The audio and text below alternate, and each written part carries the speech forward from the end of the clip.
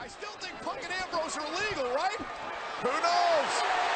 Go to sleep! Charles Robinson believes they are. It's all that matters. Cover! What a match! Cover wins! The team of Jimmy and Jey Uso, Cody Rhodes, Goldust, Daniel Bryan, and CM Punk. What a match and what a night! Raw country.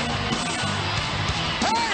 Oh, look out, look out. The Real Americans were involved in that Survivor Series traditional tag match Sunday. The Real Americans who got a tag title match on SmackDown are out here. And now things are really against Punk and Daniel The Bryan. Shield and the Whites now have the Real Americans on their side. Yeah, and 3 more of this 12-man mix. Wait a minute! Doing back. Rey Mysterio! What? Mysterio's here! Mysterio's here! Oh, right through the leg! Rey Mysterio! There goes Cesaro!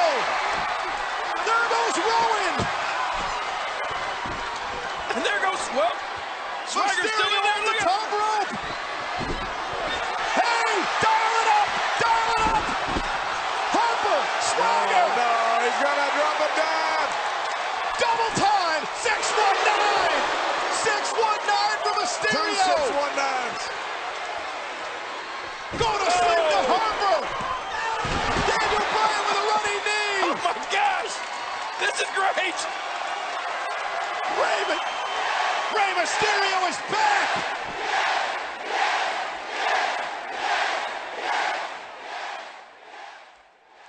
Wrestling fans, are you ready? Yes! Yes! Yes! For the thousands in attendance and the millions watching around the world, let's get ready to rumble! I am the voice of the voiceless. Do I have everybody's attention now? Sorry about your damn luck. I deserve one more match. It's gonna be the end of the world as you know it.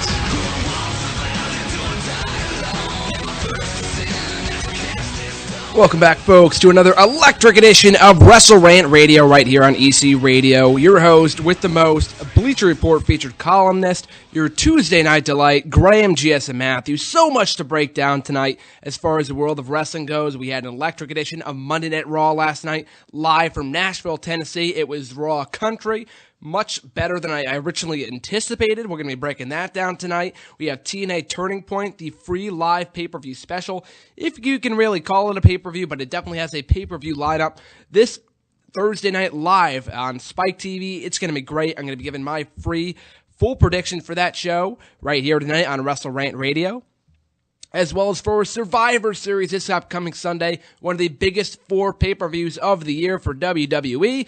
It's going to be taking place right from my backyard in Boston, Massachusetts. It's going to be great from the TD Bank Garden. I, of course, will not be attending, but just confirmed I will be going to Buffalo Wild Wings to watch the show for free, if you're not counting the cost of the wings that I will be buying while watching the show. But nonetheless, it's going to be a great time on Sunday night. I still cannot care less for the show, quite honestly. They have not built up the show big to the point where I feel like I should be purchasing it. But again, I'm going to Buffalo Wild Wings to watch the show for free, so it's going to be great. So very much looking forward to that. And of course, this is the final edition of WrestleRant Radio in the month of November. Because of course, not live next week, but it's going to be Thanksgiving week, of course. Going to be off campus for the week. I will be traveling back home for the first time since September 1st. So I'm very much looking forward to that. But of course, WrestleRant Radio will be taking the week off on November 26th. We will be back, however, on December 3rd, 2013, from 2 weeks from tonight. But that's the future. This is now, folks. Extremely excited to break down everything going on in the world of wrestling for you right here tonight. It's going to be great. But before we get down to my Raw review, Turning Point preview, Survivor Series predictions, and much more, let me, of course, give you the lowdown as far as where you can find me and all of my shameless plugs. You can check me out at WrestleRant Radio. At nexterawrestling.weebly.com, my official website, where you can check out my full reviews of Monday Night Raw, Friday Night SmackDown, TNA Impact, NXT, Main Event, all the pay-per-views, you name it, I review it. It's all up there at nextEraWrestling.weebly.com. Interestingly enough, the website actually just celebrated its 3rd year anniversary this past Sunday night. Extremely excited about that. New changes are coming to the website. There's a new blog up right now that I posted on Sunday about new changes coming to the website. Kind of taking a trip down memory lane as far as the changes that the website has undergone in the last 3 years and much more. So make sure to check that out. NextEraWrestling.weebly.com. Make sure to check out WrestleRantRadio.podbean.com. My official interview site. It's off of Podbean, my interviews that I conducted with the likes of Jeremy Prophet, Jason Rumble, Tommy Dreamer from a few years ago, Buddy Romano, the new Bay State champion, and many, many others. Jack Kruger, the maniacal Jack Kruger, I should say. Tough Talk Tony Spencer. All the talents that I interviewed at New England Championship Wrestling back in October, as well as all these superstars that I interviewed at Alchemania just a few weeks ago. So make sure to check that out and download the official app of WrestleRant Radio. It's great stuff. Make sure to check it out. Go to WrestleRantRadio.podbean.com on your official mobile device. Go on Safari, not Chrome, and press the little arrow at the bottom of the screen. It will say Save to Homepage. You will be notified of when new podcasts are up. Great stuff, so make sure to check that out. And of course, you can listen to the repeat of the show if you're not listening live at 9 o'clock Eastern Time, 8 Central Time, right here on Tuesday nights on ECU Radio. You can listen live on Saturday nights, or not technically listen live, but you can listen to the repeat on Saturday nights at 8 o'clock Eastern Time, 7 Central Time. Same place, right here on ECU Radio, or on my official website, nextEraWrestling.weebly.com. I figured out a way to stream the show off of there if you have trouble getting to the ECU Radio website, so you can easily go just to my website and get a free shortcut, quick shortcut from there. And also make sure to like my official Facebook page. Simply search Graham GSM Matthews. Nearing those 300 likes, any support is greatly appreciated, so make sure to give that a like for all my wrestling news updates and much more. Make sure to check out my official Bleacher Report profile page, again at Graham GSM Matthews, for all my latest articles on the world of wrestling. I'm looking to upload a new article sometime in the next few days in regards to The Miz's most recent heel turn, which I'll be talking about here tonight on WrestleRant Radio. And one last time for Graham GSM Matthews, search it up on YouTube. Subscribe to me there for all my videos, and as far as excerpts from this show goes, you can check out my videos from SmackDown vs. Raw 2007 that I upload every Friday, and much, much more, as well as other archived interviews. Great stuff, so subscribe to me there as well. So with all that out of the way, we have TNA Turning Point. Yes, I'm kicking off the show with TNA for once tonight. It will be TNA Turning Point this Thursday night live from Orlando, TNA's old stomping grounds before they went on the road this past March.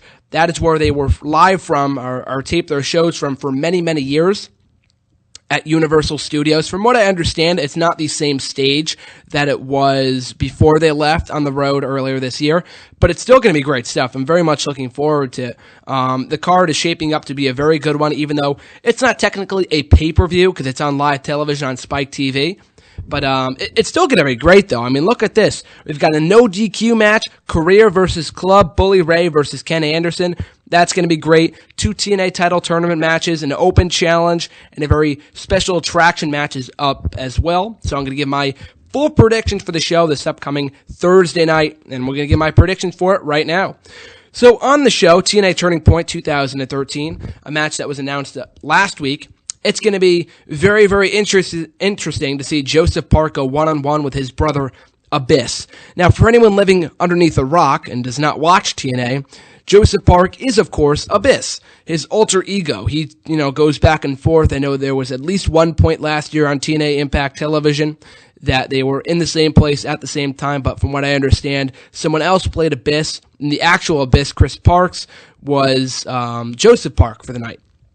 So, with that being said, I'm not sure how they're going to be able to pull this match off on Thursday night. I've been enjoying the angle, but it's dragged on far too long. I think they should have stopped this angle far, far long ago.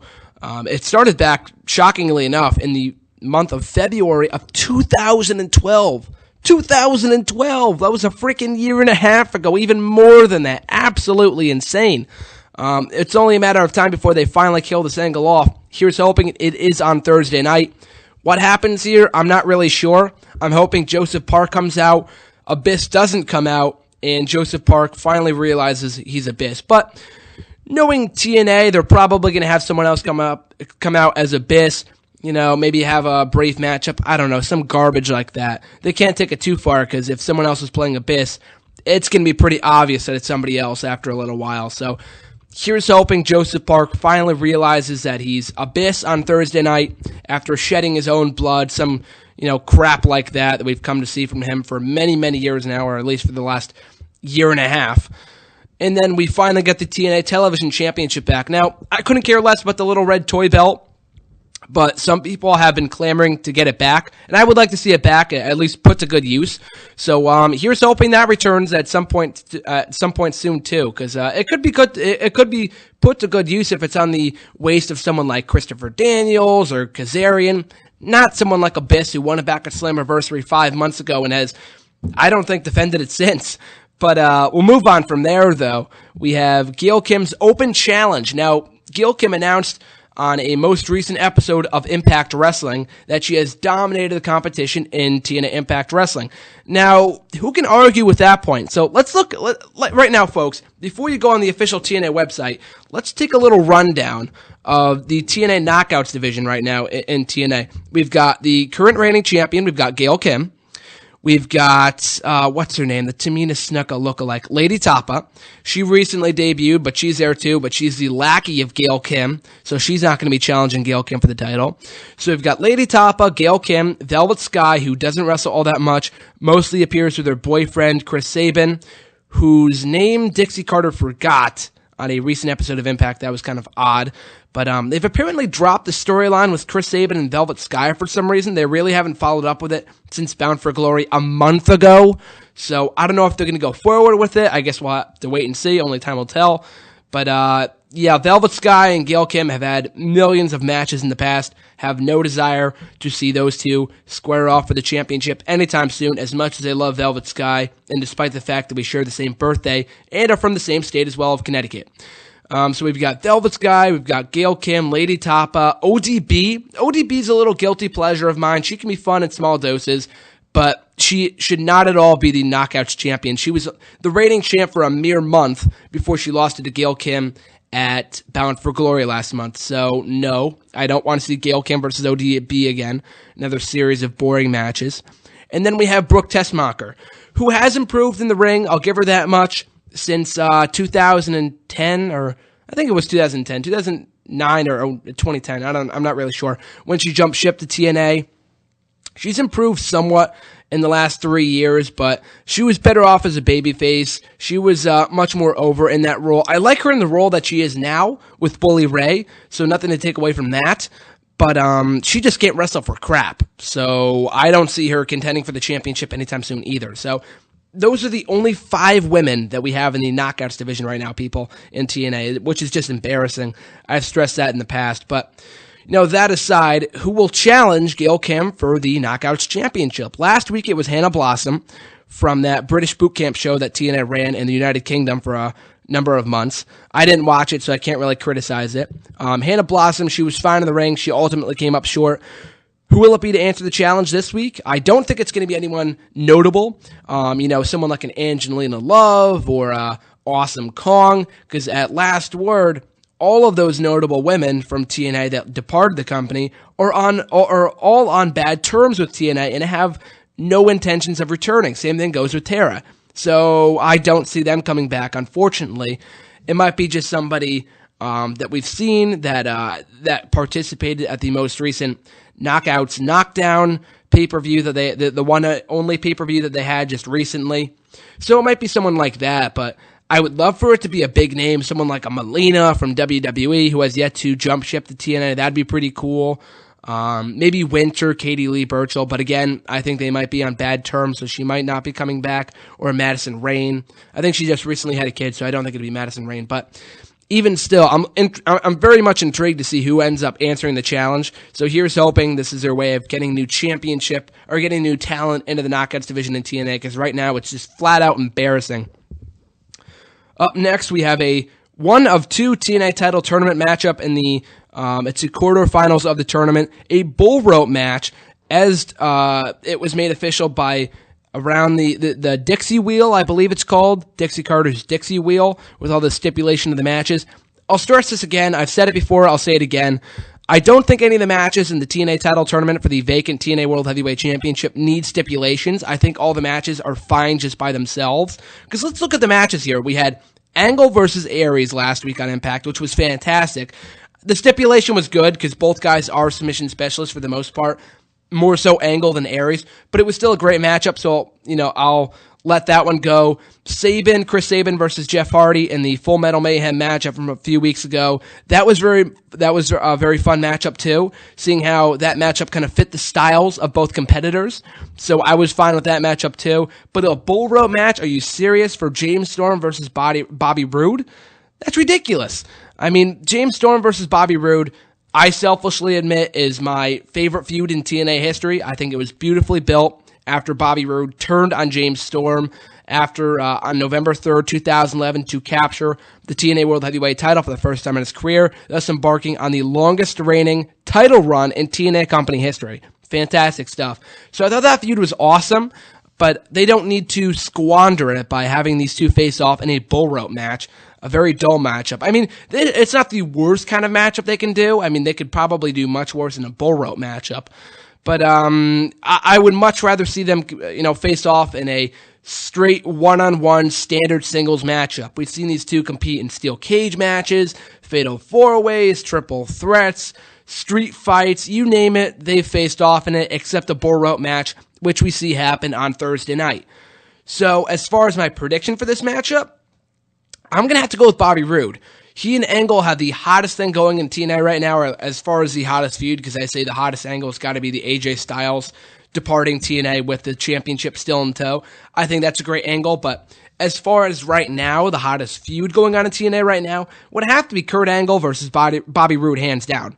These two have had matches in the past, dating back to 2011's Bound for Glory, but it was only just recently that their rivalry heated up to epic proportions after their great match at Bound for Glory, their great rematch in the Halloween episode of Impact a few weeks ago. Great stuff.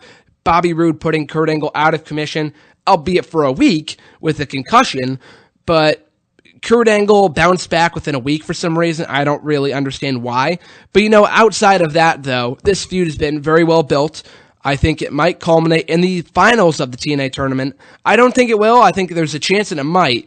But I still think Magnus will emerge victorious as the TNA World Heavyweight Champion. But that's another topic for another time. But who comes out victorious in this one? I've got to say Bobby Roode.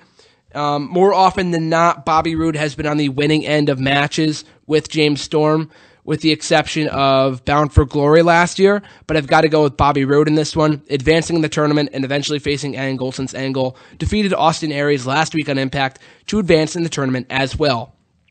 And of course, the other TNA title tournament matchup in the quarterfinals of the tournament, we're going to see former World Tag Team Champions, another set of former World Tag Team Champions face off against one another, Samoa Joe and Magnus, in a Falls Count Anywhere match. This should be excellent. These two had a great series of matches that arguably made Magnus last year. Magnus had a great run as a heel over the summer of 2012, participating in the Bound for Glory Series tournament, and then he went on to have a great feud with his former tag team partner Samoa Joe in the final few months of 2012.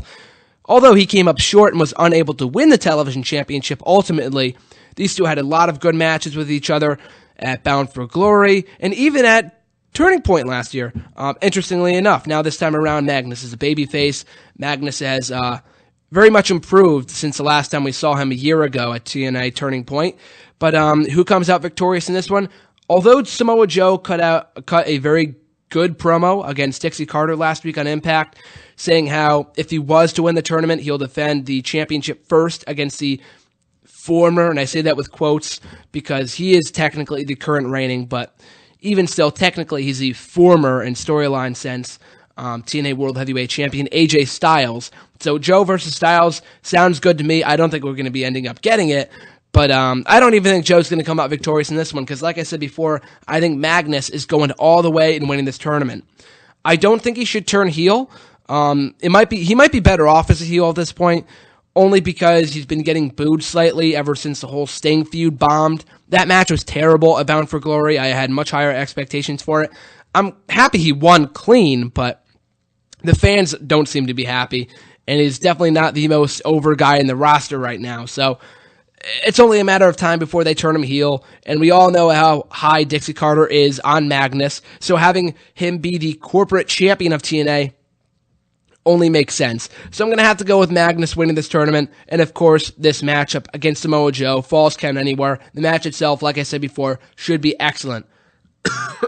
Excuse me.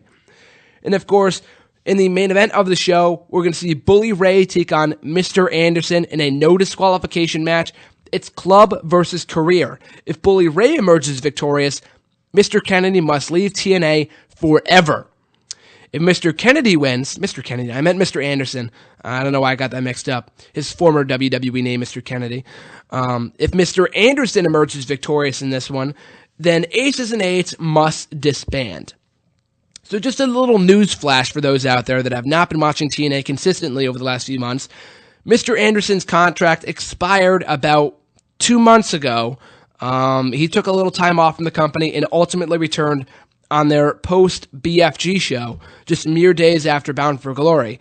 So I highly doubt they would have him leave the company again after legitimately leaving. I don't think they'd have him leave again like they did with Devon when he got fired. He was fired on the show, then eventually left. I don't think they're going to be doing that with Anderson, if only because he just recently re-signed. Unless he signed an extension, I don't know, but I doubt it. They wouldn't have brought him back in the first place.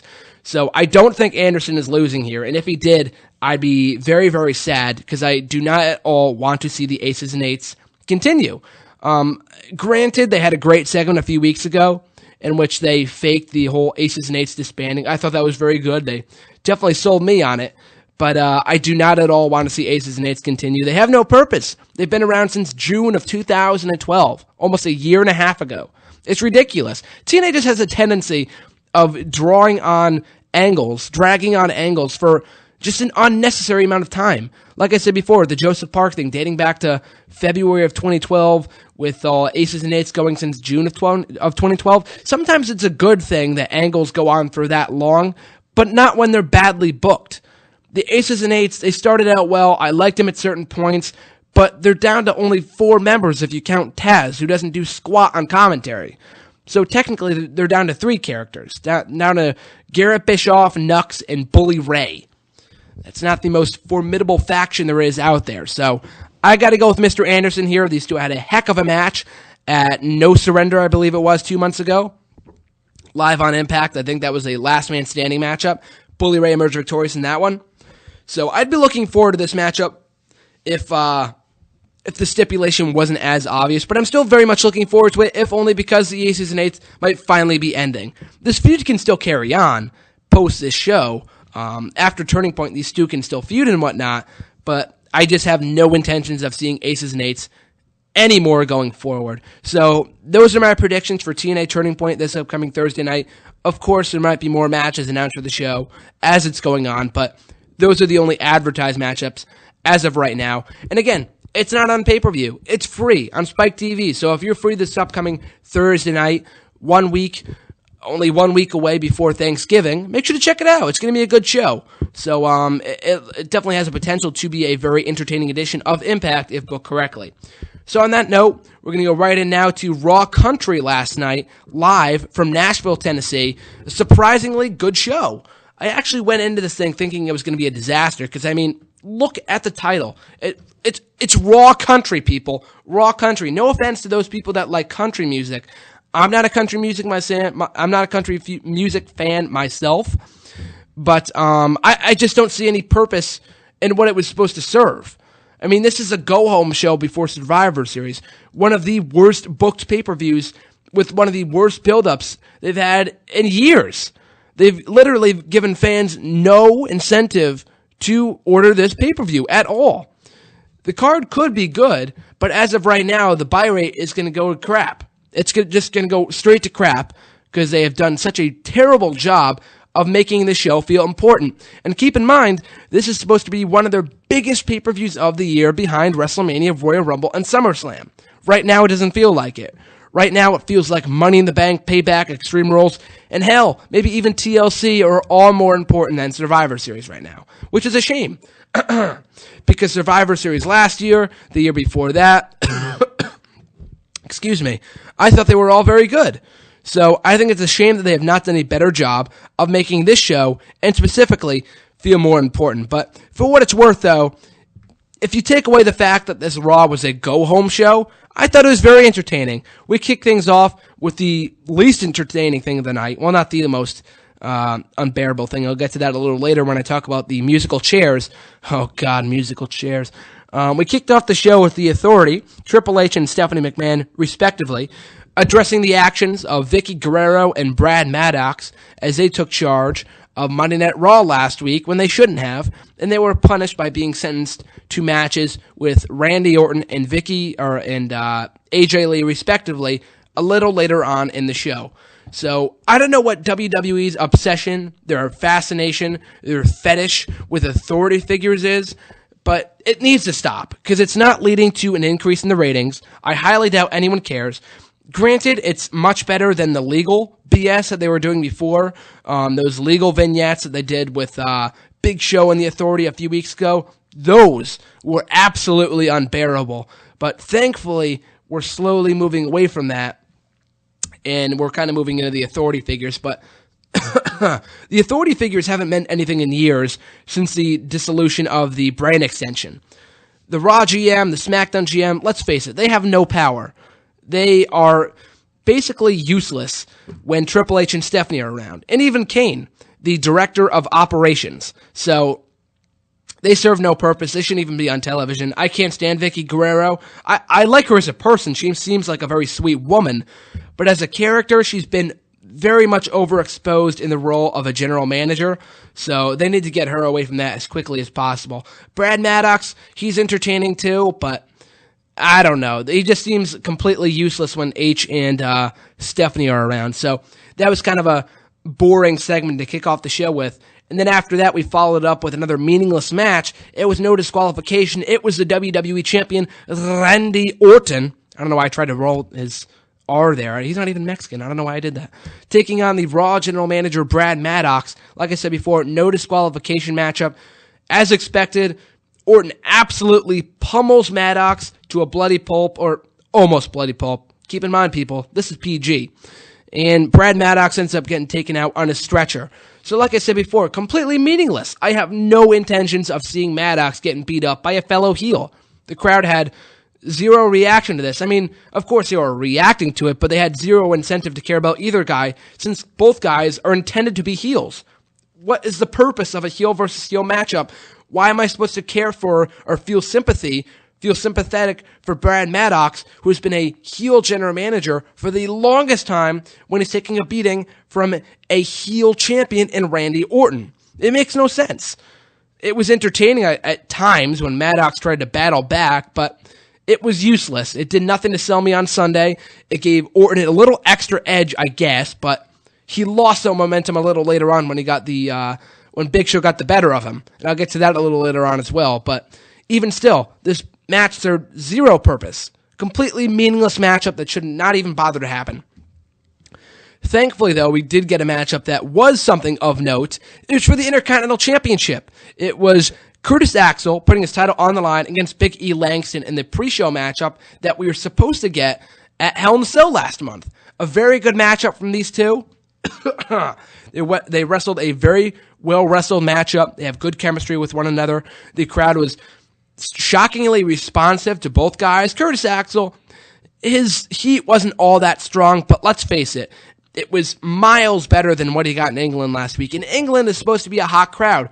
They just didn't give two craps about about Curtis Axel last week. And who can blame them?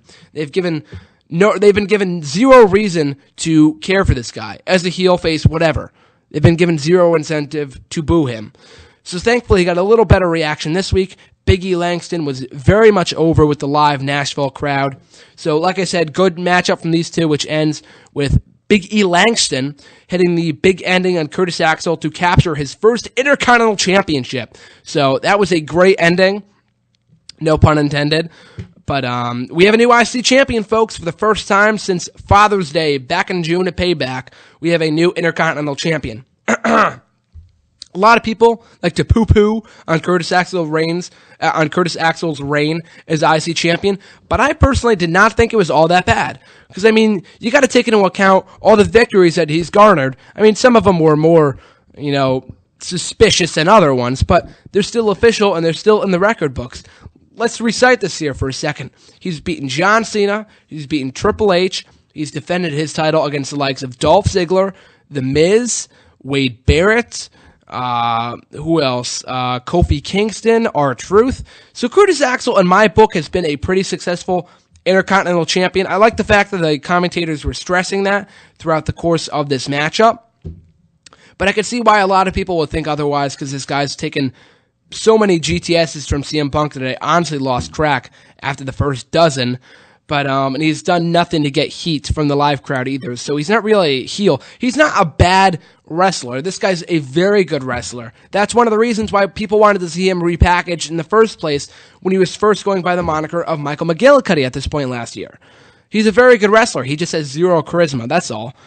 And it appears that his officiation with Paul Heyman is officially over, as Paul Heyman was not on this show, in the WWE website, as well as Axel himself last week on SmackDown, reinforced the fact that he is no longer a Paul Heyman guy. Whether it's for the better or worse remains to be seen, but as of right now, it looks like Axel is back to the lower mid-card. Curtis Axel, won the title back in June. He had a decent reign with the title, but it's now Big E Langston's time. Like I mentioned before, he was very much over with this crowd. I thought it was a great move to put the belt on Langston, especially if they are keen on pushing him going forward as a babyface. I saw a few people in the crowd after he won, throwing up their hands in the 5 signal. Because remember, for those of you that don't watch NXT, his whole gimmick down there was, flashing 5. His theme lyrics were, 3 ain't enough, man, only 5. Because he likes to make a 5 count on his opponents. So I think that'd be a great gimmick. And as long as they can incorporate that into his gimmick going forward, I would love to see it. He would get even more over with the crowd. So here's hoping Langston can bring some importance back to the IC Championship that was kind of lost, or has been lost, for quite some time now. Moving right along, we had the Divas musical chairs. I wish I didn't have to talk about this, but I do, because it's on my official rundown here, so it's unfortunate. Please, people, kill me, or at least you should have killed me last night when I was watching this thing, because all the Divas of the Divas division, all 14 of them, with the exception of Layla, who was absent for some reason, they played musical chairs for all of 30 seconds before it ended in a Pier 6 brawl. And JBL, if nothing else, JBL was the absolute saving grace. The wrestling god himself was the absolute saving grace of this segment by just claiming how terrible it was throughout. It was hysterical. So at least we have somebody telling the truth over there on the commentating table when Michael Cole and Jerry Lawler aren't. But even still, this segment, as one would expect, was an absolute train wreck. Thankfully, it was kept short. It was over within a minute or so, but it was mainly just a catalyst for a 7-on-7 Divas tag team match this Sunday that will see the Total Divas cast take on the Divas that aren't involved in the show. So it's a decent concept. They've been building it up, and I'll get to I'll talk about this a little more when I talk about my predictions for the show. But, even still, I don't think this matchup was necessary, or there wasn't even a matchup. It was a segment. It wasn't even a segment, people. This was an absolute freaking train wreck. One of the worst things I've seen in a very long time. But nonetheless, we have a 14 Diva tag team match coming out of this, so it wasn't completely useless. So, switching gears now, facing off for the first time ever was the Big Show and Ryback on this show. I was hoping to see this match initially at WrestleMania 29 this past year, with Big Show as the World Heavyweight Champion, Ryback as the Royal Rumble winner. Unfortunately, it didn't pan out that way, because they gave the Royal Rumble victory instead to, of course, and none other than John Cena, who faced The Rock in a very mediocre main event for WrestleMania this year, but that's another rant for another day. Then I was hoping we would get this match with the roles reversed, at the upcoming WrestleMania, at WrestleMania 30, since Ryback is now heel and Big Show has since turned face. I didn't think Big Show would put him over anyway. I mean, with Big Show being the face, Ryback being the heel, and considering how buried Ryback has been over the last year or so, I had no doubts in my mind that he would have come out on the losing end of that matchup had it happened at WrestleMania. But surprisingly enough, this matchup was actually good. I say that because their matchup, the matchup between Mark Henry and Ryback from this past year's WrestleMania was a very big disappointment. Their styles just did not mesh. It was a train wreck of a matchup. It's unfortunate because, like I said, I had high hopes for that matchup, and Ryback didn't even win. It was a complete waste. So anyway, we got Big Show versus Ryback on the show. Good matchup. Ryback dominates most of the contest before Big Show ultimately pulls out with the victory after a WMD, weapon of mass destruction. However, Ryback put up a heck of a fight against the world's largest athlete. When he wasn't putting out a rest hold on him, he engaged in the shell-shocked. He put the shell-shocked on the Big Show.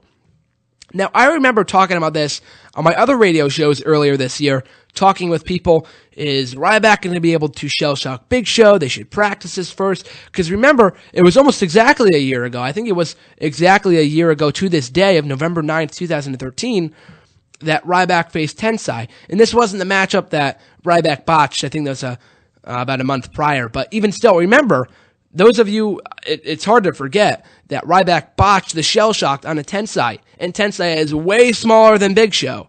So I was very surprised that Ryback was able to hit that move on the Big Show last night without botching it all. So it was a very cool sight. Of course, the Big Show kicked out of the finisher. But, and again, like I said before, it kind of killed any momentum for this matchup. If it was going to happen for the first time ever at WrestleMania next year, it still could. I'm not saying it won't, but it kind of killed the first time ever vibe. But even still, good showing from Ryback, who at this point I think might as well just turn face. I think I said that last week, but it seems like a popular decision by this point. I thought he could play a good heel when he initially turned back in April, but they bombed it, because the only reason why he was so over with the crowd at this point last year was because of his Feed Me More chants. Remember, it was almost exactly a year ago that this guy was headlining Survivor Series for the WWE Championship against CM Punk and John Cena. A year later, he's jobbing to R-Truth.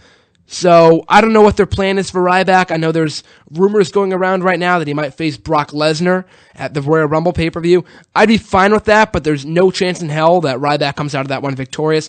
And the reasoning behind that match would be, of course, that since Paul Heyman has since severed ties with the big monster named Ryback, that he would fetch Lesnar onto Ryback to face off against him at Royal Rumble. Now, a lot of people draw comparisons between Lesnar and Goldberg and Lesnar and Ryback if that match was to happen, and that matchup could very well be terrible. But Brock Lesnar has had a handful of 5-star matches since coming back against the likes of CM Punk, John Cena, and even Triple H. I would say their most recent matchup at Extreme Rules was pretty good. So Lesnar has had a strong streak of great matches on pay-per-view. And it could be another win for Lesnar going into Mania, whoever he ends up facing, maybe a rematch with Punk. But even still, like I said before, I think turning back Ryback babyface would be the best thing for him at this point.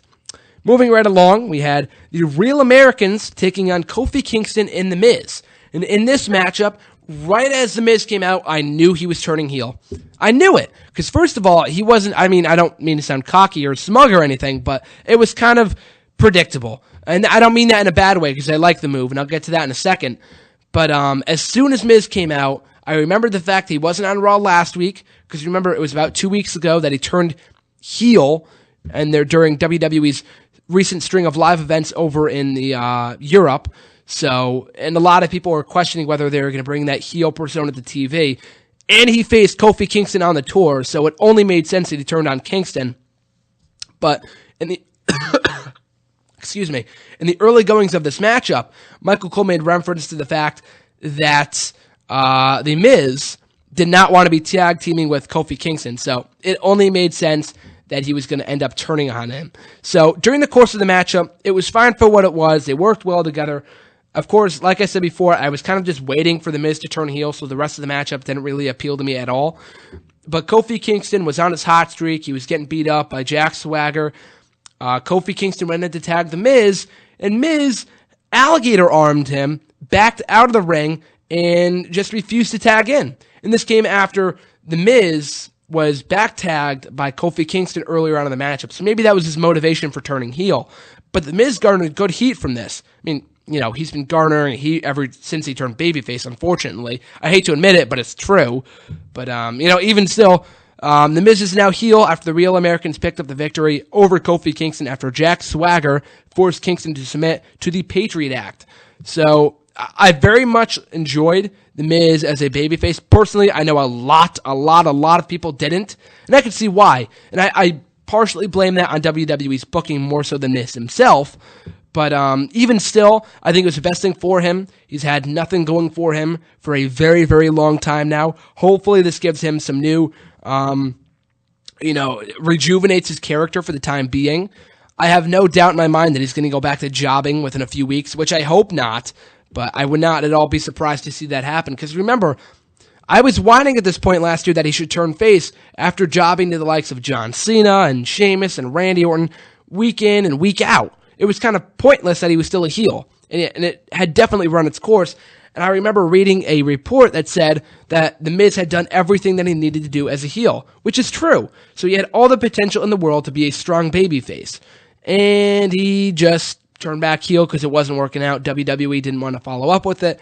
They did everything they could, or so they claimed, so they turned him back heel. But before I go forward, though, I'll play a brief clip of The Miz, quote-unquote, turning heel this past Monday night on Monday Night Raw. Among the superstars and divas participating in this great show tonight, Kofi Kingston up over the top. Rock is tweeting about his debut in WWE at Survivor Series back in 1996. And there's Kingston. He is lighting things up here in Raw Country. Whoa!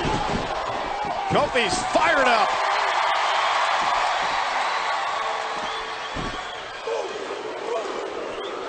The boot drop.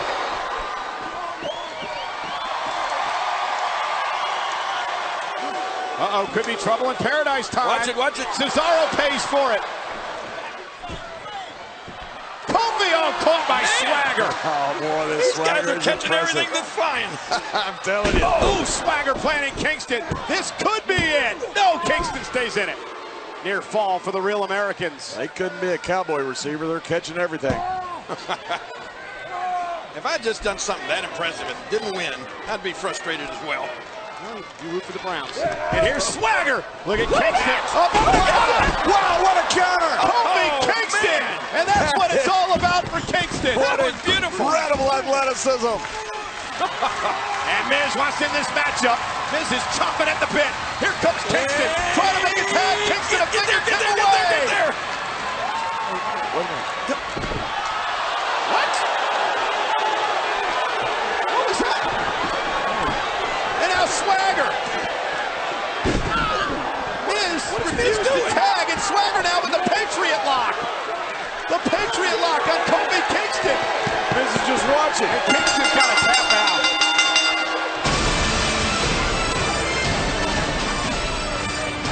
This isn't even going to help Kingston. The Real American. Well, yes, my sources were right, guys. So, after that, The Miz is indeed a heel. Like I said, it's unfortunate because I think they could have done a lot more with his babyface shtick than they did. But, even still, I think it was only a matter of time before they turned him back heel because I think he works better as a heel, and they needed to refresh his character from becoming stagnant. And let's face it, he was stagnant for many months. But moving forward here, we had AJ Lee taking on Vicky Guerrero. Just a joke of a matchup. It wasn't even a match. I mean, I like the fact that Michael Cole made reference to the fact that these two feuded last year. Interestingly enough, also involving Tamina. But I think it's just disrespectful to have Vicky Guerrero go out there, and it wasn't her fault, but, of course, Vince McMahon probably put her up to it, and he's the only one laughing at this. But you have Vicky Guerrero go out there and fake in being dehydrated and fainting. An absolute joke, and not even a funny joke. I mean, like, as a joke in the sense that so tasteless on WWE's part. Like, why would you even attempt something like that? And remember, for those of you that are unaware of what I'm talking about, it was at a recent live event over, I think it was in Europe, that AJ Lee fainted during a matchup, and it was said to be due to dehydration. She was okay. She wrestled the next night like a trooper. That's my AJ. But, even still, to have Vicky go out there on Monday Night Raw and then mimic AJ's health issues that she had just a few days prior, absolutely tasteless. And like I said, this wouldn't be the first time they did this, because remember, it was on the Go Home show last year for Survivor Series that Jerry Lawler returned from his heart attack after 2 months having a heart attack live on Raw. They had CM Punk go out there and fake a heart attack. So maybe there's something with WWE and on the last Raw before Survivor Series just making tasteless jokes. I don't know. But we'll switch gears here to Dolph Ziggler and Damien Sandow facing off in a Broadway brawl. Now, for those of you unfamiliar with the concept, and I was too before last night, Triple H made it official, it was basically a street fight with the use of instruments that had no strings on them. As dumb as the match concept was, I understand why it happened. I mean, this is Raw country. They couldn't have completely ignored the gimmick of the show, so they had to play to it a little bit. And it was actually entertaining, because Ziggler and Sandow, two of the most underutilized talents in WWE right now, made this match work to the best of their abilities. They have great chemistry with each other. They utilize the weapons well, and I love the finish with Dolph Ziggler paying tribute to Tennessee's own, Nashville's own, Jeff Jarrett by shattering the guitar over the head of Damien Sandow right after doing his signature strut. So I thought that was great, especially since Dolph Ziggler kind of looks like Jeff Jarrett a little bit in the hair.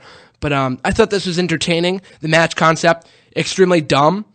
Dolph Ziggler should be contending for the world title right now, as should Damien Sandow. These two should be feuding over the world title right now. Because, like I mentioned a few weeks ago, the one night removed from Survivor Series, when Damien Sandow cashed in unsuccessfully his Money in the Bank briefcase against John Cena, I was hoping that I wasn't going to bash on it, only because I had high hopes for the follow-up from the angle, and they haven't done anything with Sandow since. And again, it's a massive shame, because this guy is just full of talent that they could be using him for right now in top-tier feuds with the likes of Cena and other big baby faces. And same thing with Ziggler, like I said time and time again, former World Heavyweight Champion, one of the most over guys in the roster a few months ago. He's still very much over. He got a good reaction from this crowd. But he should be in the world title picture right now, as opposed to John Cena and Alberto Del Rio. And speak of the Devils, they had a segment on this show. John Cena was announced to be speaking on his Survivor Series status after being injured at the hands of Alberto Del Rio last week on Raw and SmackDown, respectively. I made a joke last night that Del Rio didn't re-injure Cena's arm. It was due to the fact that Cena had been winning so many matches since his return that he had his arm raised too many times, thus re-injuring the arm in the process. Regardless, John Cena, just speaking on his status, he came out with his arm in a sling. Del Rio came out to mock him. It was just so goddamn predictable. I just do not like this feud. This feud was as standard as it gets.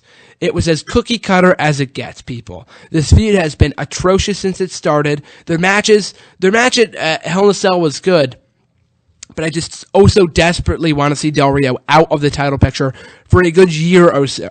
He's been chasing the world title for about nonstop for almost exactly a year now. He even chased it before that over the course of the summer of 2012, and he was chasing the WWE title before he got injured at the end of 2011, 2 years ago. So this guy needs to move away from a championship for a very, very long time. Some people make the argument that he's not interesting when he doesn't have a title on him. And as true as that is, he should not be chasing for the title either. Face or heel, doesn't matter. This segment was, like I said, as generic as it gets. Cena faked his arm injury, ended up beating Del Rio, ended up beating up Del Rio. I'm sure we'll see him beat Del Rio this Sunday, and that's exactly it. We know that John Cena is going to emerge victorious on Sunday, so why bother have him get the better of Del Rio on the show? They might, try to fix it by having Del Rio get the better of Cena on SmackDown, but let's face it, how much of the Raw audience actually watches SmackDown? I, for one, do, but I know a lot of people don't. A lot of people either record it or don't even bother watching it at all. Don't even read the spoilers. So there's no point in trying to get Del Rio's heat back on SmackDown. It's a lost cause at this point. Hopefully this feud ends on Sunday. Both guys can move on to bigger and better things. Up next, we had R-Truth tag teaming with the recently debuted Xavier Woods. They take on 3MB. Now, Xavier Woods, better known as Consequences Creed, back over in TNA when he was initially signed by WWE in the summer of 2010. I was extremely excited. I wanted to see him promoted to the main roster almost immediately. I was just that anxious to see him on TV. And it made sense, too, because, he had TV experience over in TNA for many, many years as Consequences Creed, former X Division champion and World Tag Team champion in his own right. But I guess TNA doesn't count in WWE's mind, so they sent him down to NXT to season his skills for quite a bit, for 3 years to be exact, 3.5 years, I should say, and develop the persona of Xavier Woods. He was very much over in NXT. I like his gimmick. Kind of reminds me a little bit of Eddie Murphy back in the day. And he's got this whole Power Rangers thing going on by saying it's morphing time. Kind of similar to CM Punk's clobbering time, but he says it during the matchup. So I like it. Maybe the people, catch on over time. So I very much like the duo of Truth and Woods, if only because it gives Truth something interesting to do, because I couldn't care less about him as a singles performer. So at least he's in the tag team division. And unlike Kingston and Truth, who were just randomly paired together, Xavier and Truth actually have chemistry. Not only due to the fact that they're, I'm not going to say it's because they're both black. That's just being, friggin' racist.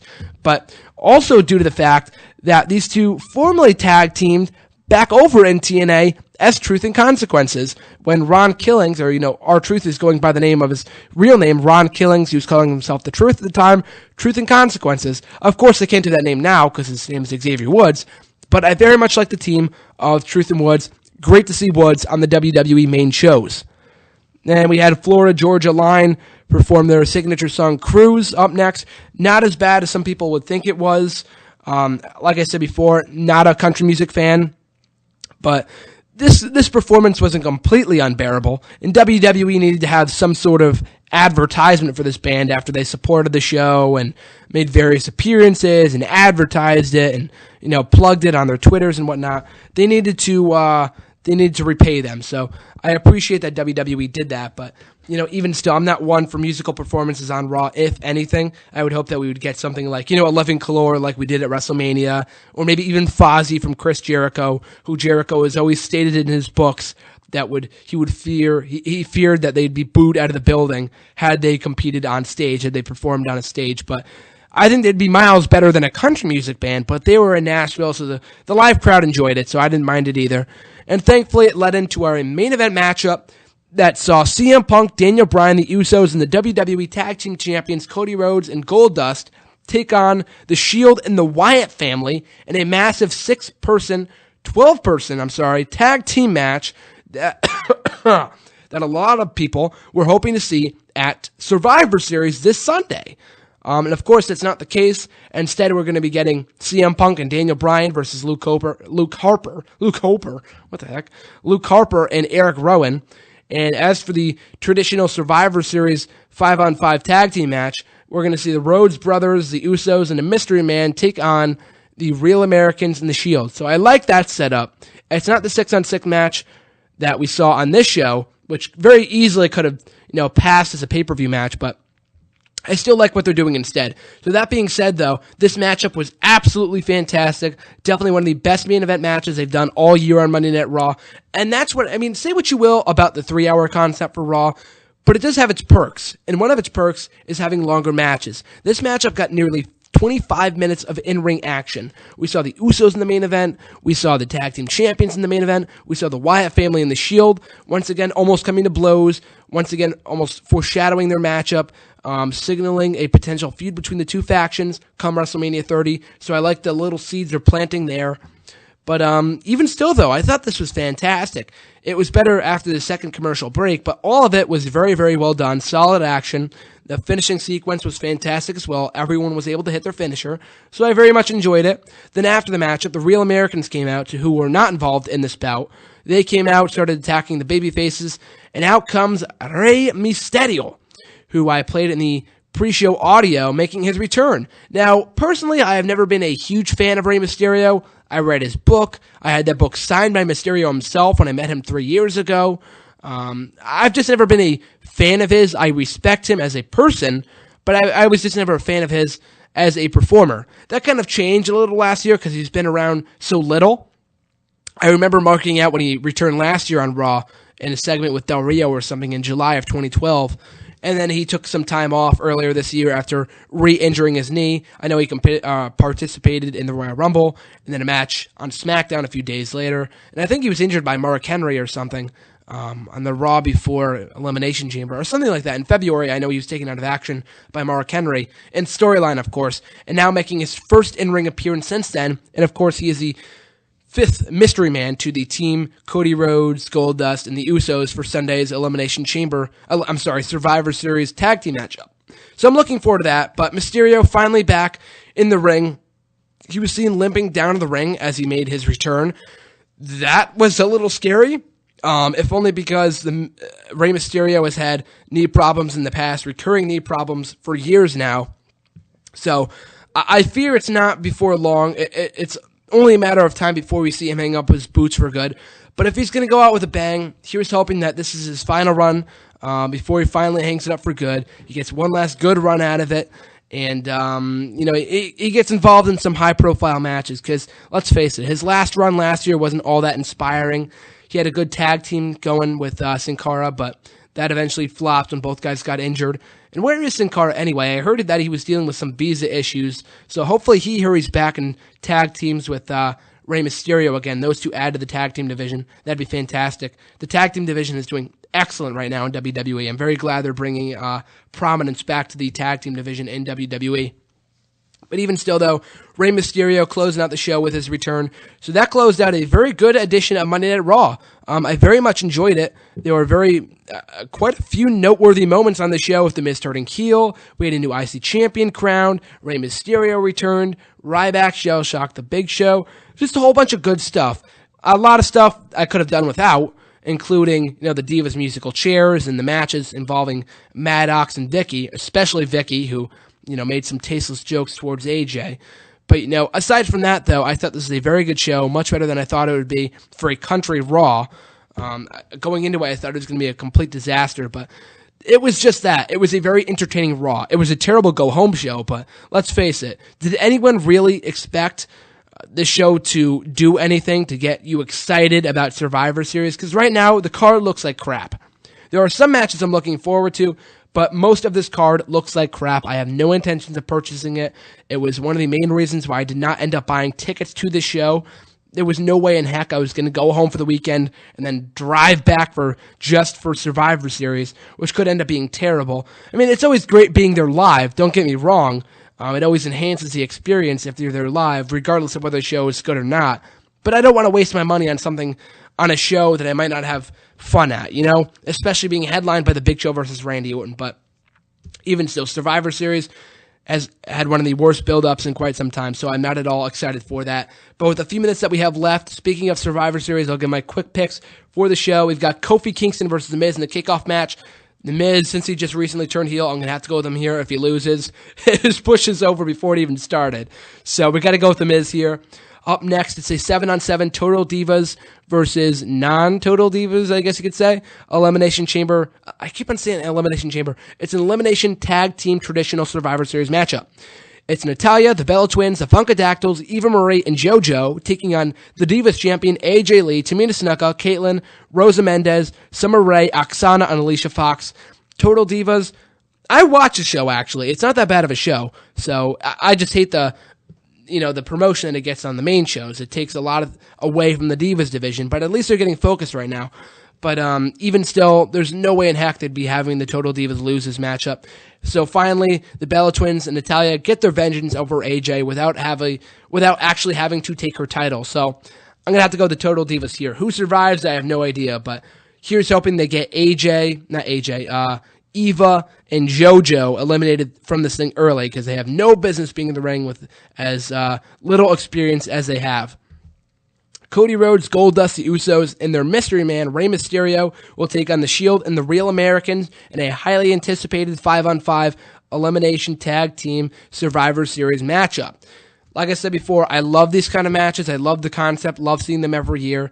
They never get enough hype, in my opinion, but this one could be very, very fun considering who's involved, especially considering it's going to be the in-ring return of Rey Mysterio. But it only makes sense to have Roode, Goldust, the Usos, and Mysterio go over here, especially since this is Mysterio's in-ring return. So I'm going to have to go with Mysterio's team going over here. And maybe he pins Dean Ambrose to win the matchup, and then we get Ambrose versus Rey for the U.S. title come TLC, which I think would be fantastic. CM Punk and Daniel Bryan are going to tag team for the first time ever on pay-per-view to take on the Wyatt family's own Luke Harper and Eric Rowan. Now, Punk and Bryan have been getting the best of the Wyatt family for a few weeks now, on last week's SmackDown, last week's Raw, last night's Raw, so it only makes sense for the Wyatt family to go over here. If not, then what was the whole purpose of this feud? I know Daniel Bryan's been losing a lot of matches on pay-per-view lately, but let's face it, he's going to be over no matter what, so they got to give the edge to the Wyatt family here, and here's hoping it leads to some sort of, TLC tag team match come TLC next month, which could be fantastic, so I'm looking forward to that. But my official pick here is the Wyatt family. World Heavyweight Championship up for grabs, John Cena versus Alberto Del Rio. Obviously, John Cena is going to be in his hometown of Boston. They've buried Del Rio to the point where he has no business in being involved in the world title picture. So Cena goes over here, still your World Heavyweight Champion. And in the main event, Randy Orton versus Big Show for the WWE Championship.